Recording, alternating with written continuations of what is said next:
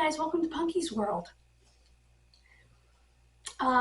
This morning I did go down with a walker very slowly to the Historical Society, only to realize that they were open yesterday, not today. And I couldn't have made it down there yesterday anyway. On to other things. I'm calling this wrestling news, but it's just a conglomeration of new wrestling stuff, you know? I'll pull myself in a little bit. There we go. First of all, Christopher Daniels' suspension has been lifted. He's now in Japan with AEW and, for the first time, All Japan Wrestling.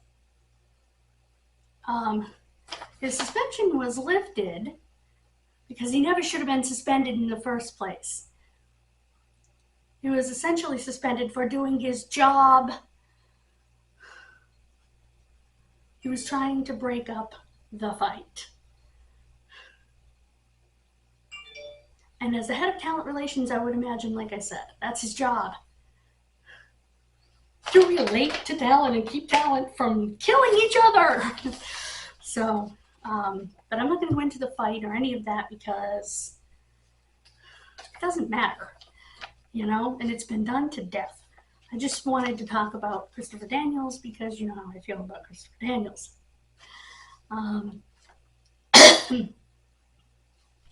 I knew right away he was doing his job.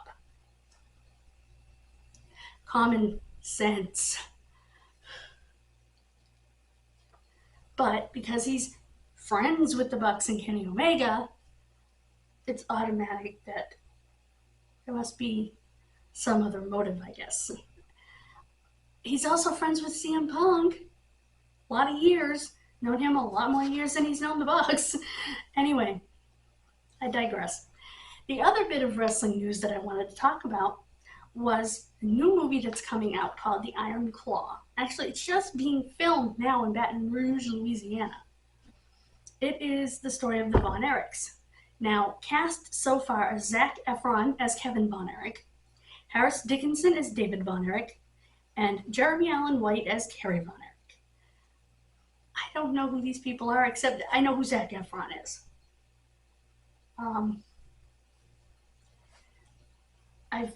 I saw him in Greatest Showman. He's a fantastic actor. I'm interested to see who the rest of the cast is. Now, my guess would be most of it's going to be from when Fritz takes over World Class and his boys start working, which would be mid to late 70s.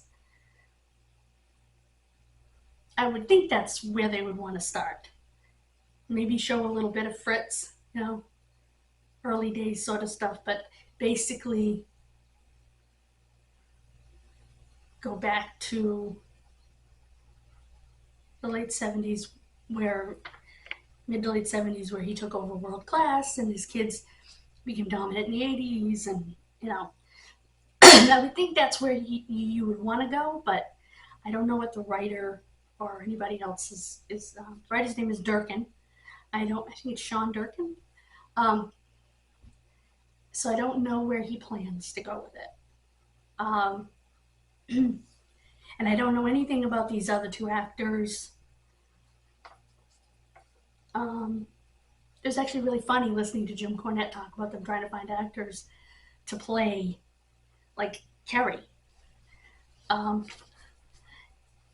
They all had their own unique look, but they also had certain similarities because obviously they were brothers. They looked like their dad. Some of them, well, I don't know how to put this diplomatically. They weren't the best looking bunch of boys. You know, a lot of people thought Kerry was, I mean, they called him the modern day warrior for a reason.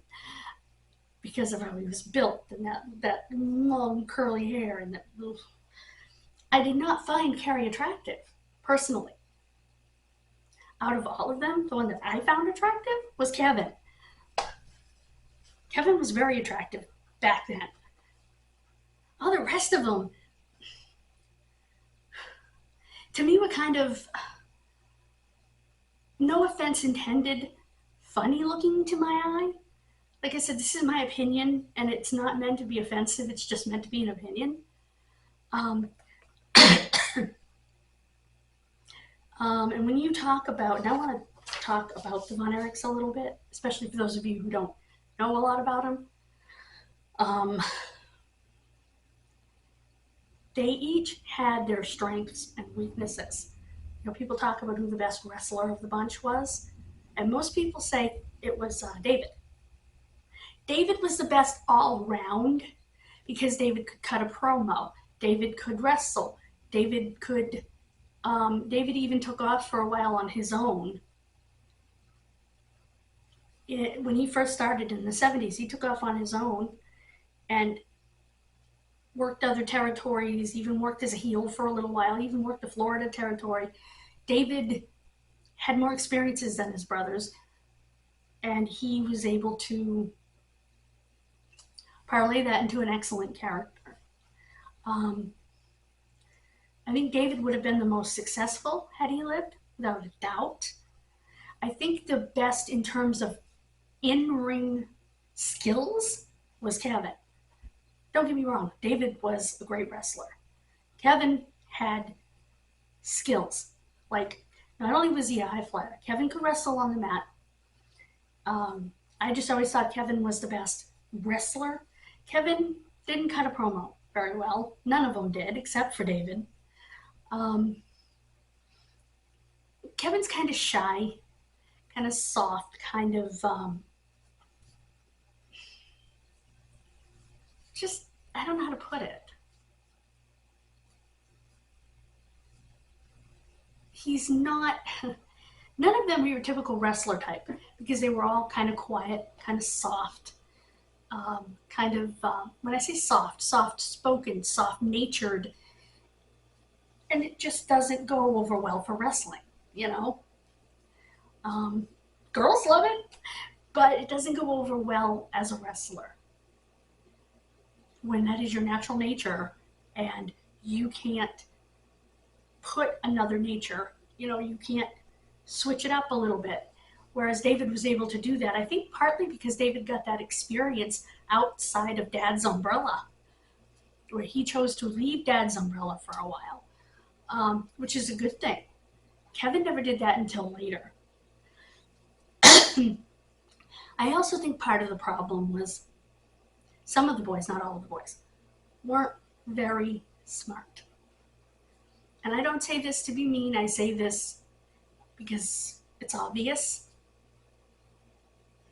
And I can't say that Mike wasn't smart. I can say that Mike got a severe brain injury, and damage, that's how I meant to say it, or damage, from the toxic shock syndrome, the high fever. He had a fever of something like 104, 105 when he was in the hospital, documented, which will literally cook your brain and your other organs, especially an adult with a fever that high. So, and you can tell when you watch him after that, he comes across as, after the toxic shock and everything, he comes across as developmentally delayed, quite honestly, and should not have wrestled again. But he felt so much pressure because he was a Von Erich. Somewhere along the line, Dad should have said to him, you don't have to be a Von Erich. Just be the best Mike Adkisson you can be.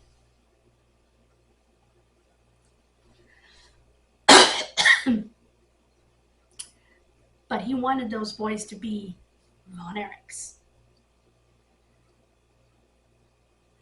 I saw a video that if that doesn't prove it, nothing will, where they're talking about, they're with Kevin and his dad, and Kevin's son, we'll get into Kevin's sons because they're amazing. His oldest son, Ross, was 3 at the time, and his father said, had already decided that he was the future of the Von Erichs in the ring. He was 3. He did end up wrestling, and he's an amazing wrestler. Him and his brother Marshall are freaking amazing. So, anyway. And they're said to be really good kids. They don't do any of the bad stuff, drugs and all that stuff. They're very family orientated, which if you read their Twitters, you'll see their pictures of their kids, and their focus is their family. And I think Kevin did a wonderful job there, and his wife, of course, did a wonderful job with those 2 boys. And I'm sure there are other kids. Last I knew, Carrie's daughter was also wrestling, Lacey. So I don't know if she still is. Carrie, no surprise to anyone, had a drug problem, which is probably why a lot of people describe Carrie as not being very bright, in quotes. Because when you're using drugs, that can mess things up.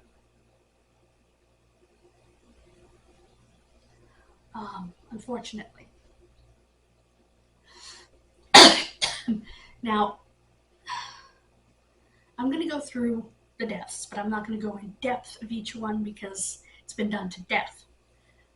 The first one that died was the oldest son, Jack Atkinson Jr. He was electrocuted, and according to an interview I saw with Kevin, when he was electrocuted, some kind of outside plug, he fell into a small puddle of water and actually drowned because he was knocked out because he was electrocuted. This was straight from Kevin, from an interview with Kevin. Because everybody says he died from electrocution, but actually, according to Kevin, he drowned after he was electrocuted in a small puddle. I think their father was out washing the car or something, but anyway, and had gone back inside or something. I think that's what Kevin said. The puddle was from Dad washing the car or something. And the next one that died was David. David was 25 years old. He'd gone to Japan. And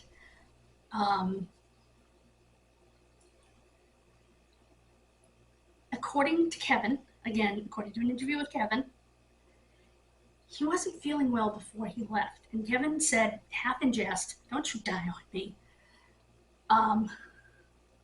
Not really thinking that was going to happen. He didn't have a good feeling about him going to Japan on that particular trip. And, and he was coming back to face Ric Flair and become the world champion. He was going to become the world champion. That was the plan. The NWA had already voted, and David was the next NWA champion. So, anyway, he wasn't feeling good, something going on with his tummy when he left. And he had gone out with the guys the night that he died in Japan, had some drinks and stuff, and the guys all said, yeah, we were all a little toasted. He went back to his room, and he died. Now, there are different stories as to what actually killed him. There are stories that there was an overdose. There are stories that Bruiser Brody flushed drugs down the toilet before they called for help. There are stories, there are so many stories. Stories that he died of gastroenteritis. And the latest one that I heard was that he died as a result of a kick he got in the ring that night. He hadn't wrestled yet in Japan, is my understanding. uh, but, and someone else said he died of a ruptured stomach. So I don't know, because the story keeps changing depending on who's telling it. And I'm not saying anybody's being malicious in changing the story. I am just telling you that the story keeps changing. Kevin says he died of gastroenteritis and it ruptured. Now, it wouldn't be necessarily the stomach that ruptured. I think the intestine ruptured. If something ruptured, it would be more likely to be the intestine, which would cause a massive infection and very quick death. Painful death.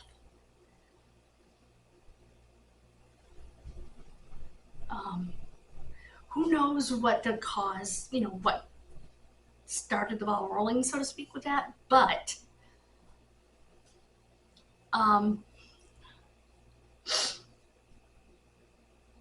that's what happened. And I'm just giving you all the scenarios that have been laid out over the years. But the kick was a new one.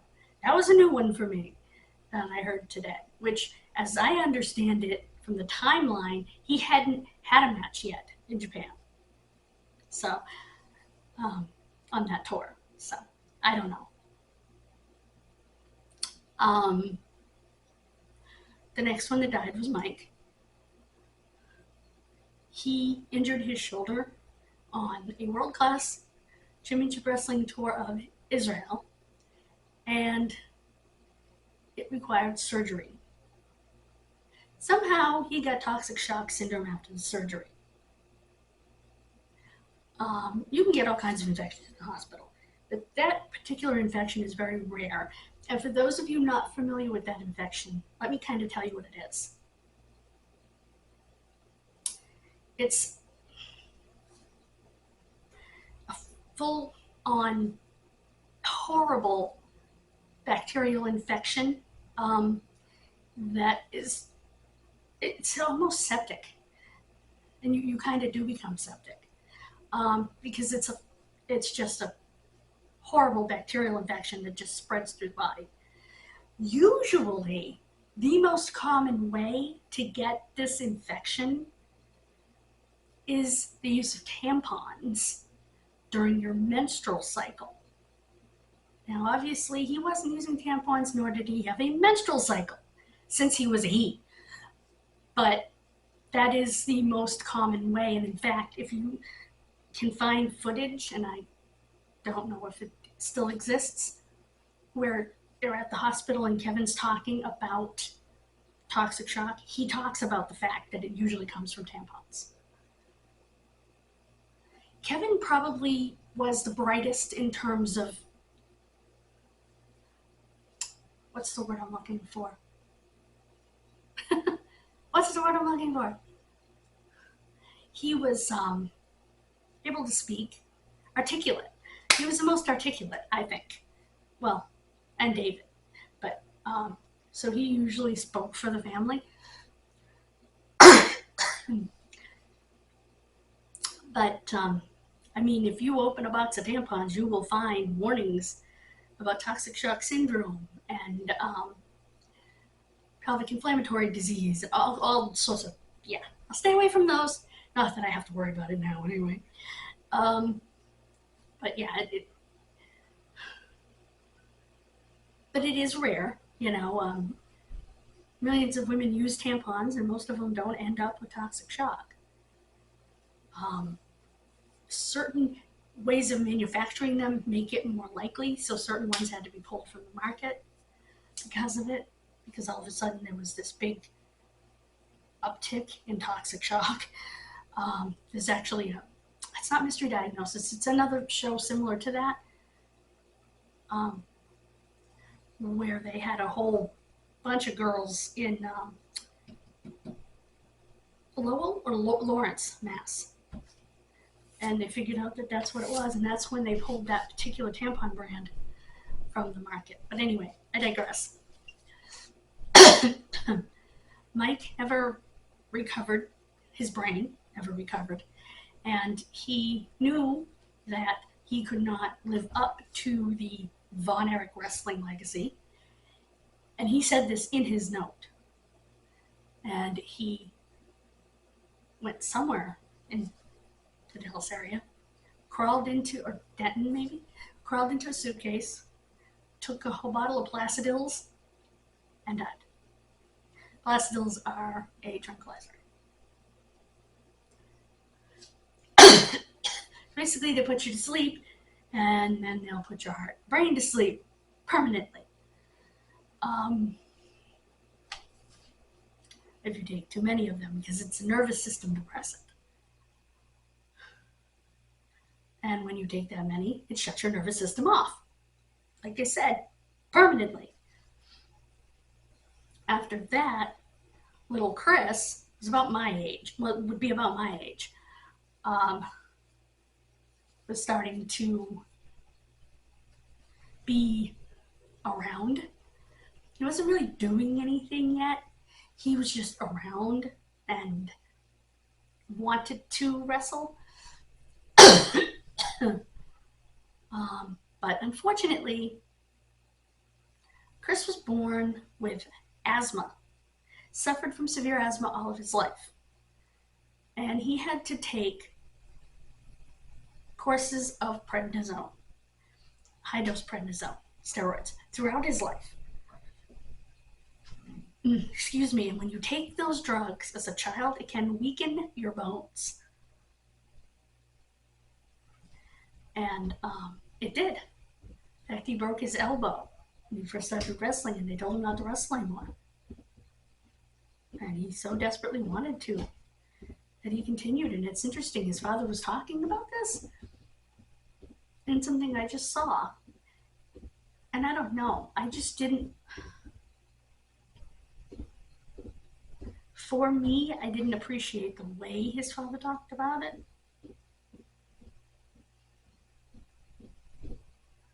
I can't explain it, but it didn't feel good, you know. And so he continued to wrestle, but he was too small, he was too fragile, and shouldn't have been in the ring. So one day, sadly, he left a note. He wrote his ATV up somewhere on the property. There's acres and acres on the property. Kevin saw his note and knew that he would be under this specific tree that he loved. And this is coming straight from an interview with Kevin. So Kevin rushed up there, but it was too late. He had shot himself in the head. When Kevin got there, he was alive, but he died shortly after, very shortly after. And the last one that died was Carrie. Carrie had drug problems. Carrie stole prescription pads and wrote prescriptions for himself and was about to go to jail for said offense. And he didn't want to bring shame on his family by going to jail. I guess that's what I've heard. Carrie was probably the most successful outside of world class in the sense that he had a run in the World Wrestling Federation as Texas Tornado Kerry Von Erich. And I remember, I'm sorry, when he came in, we're all saying, Texas Tornado, the heck is this about, you know? Because we knew him as a modern-day warrior. And so it was a little weird, not gonna lie. And they had him dressed, he had his knee pads had like these streamers, tassels things, and hanging off of them. And his elbow, he had like streamers. It was a typical World Wrestling Federation ridiculous character. And but he made it work because he had the tornado punch, or the discus punch. They turned it into the tornado punch. It was the discus punch because he was known as a discus thrower. A discus is it's like a weighted frisbee. And he had like a record throw in high school that stood for decades. And so he would throw it. Well, that made no sense, but you know what I mean. So he would throw the discus punch. That became his thing, even in world class. And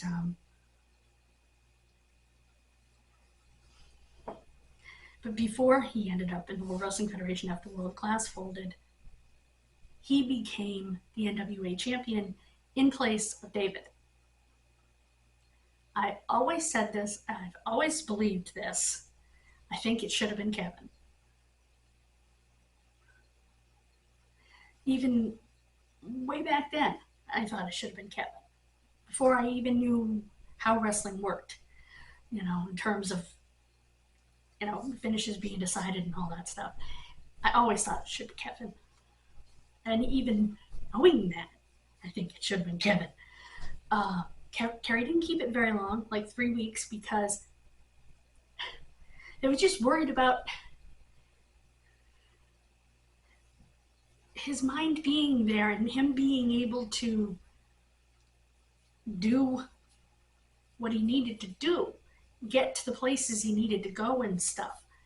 I just think that it would have been better if it had been Kevin. If it had been David, it would have been phenomenal. Because I think David had the most confidence. He was the most comfortable in his skin, knew who he was as a person, knew who he was as a wrestler. And I just, it's such a shame.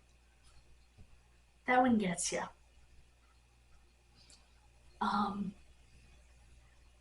After that, World Class kind of folded, and eventually the Sportatorium, the place where they were each and every Friday night,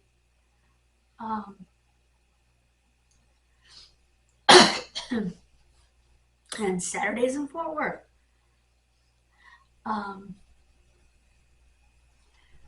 The building closed down. They closed World Class doors, and World Class was bought out by Memphis Territory and became part of the American Wrestling Association. Became part of the United States Wrestling Association. With Jeff and Jerry Jarrett and Jerry Lawler running the show.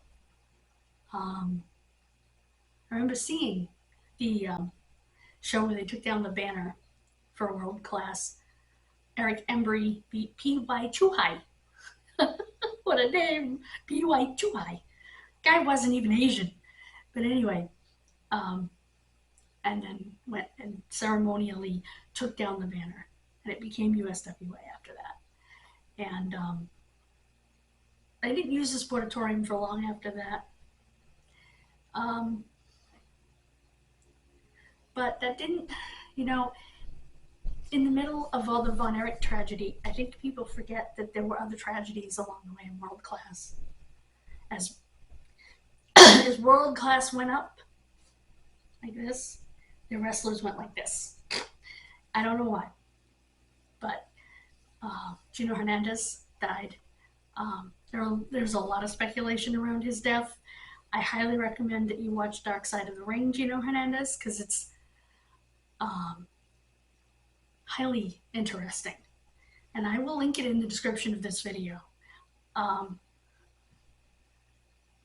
will also put up in the cards my review of Gentleman's Choice Chris Adams' story in this video. Here.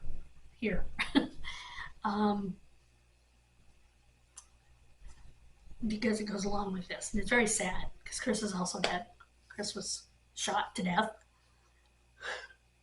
So it's kind of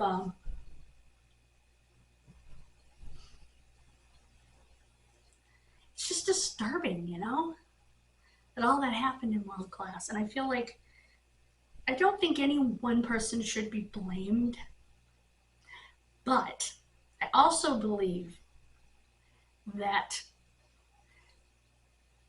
and some people agree, some people disagree, and that's just fine. Fritz pushed his boys too hard. That's my personal opinion. Nobody has to agree with it. But I think some people do. And I think that's what led to a lot of what happened, is they felt so much pressure.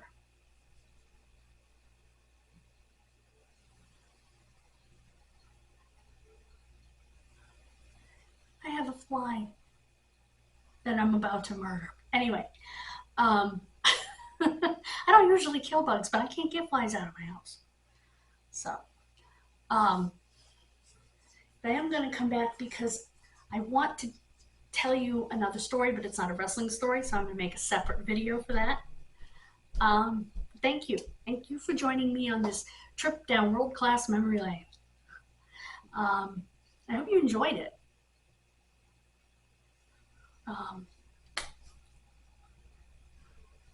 And remember, everything said here is either my opinion or from my own research.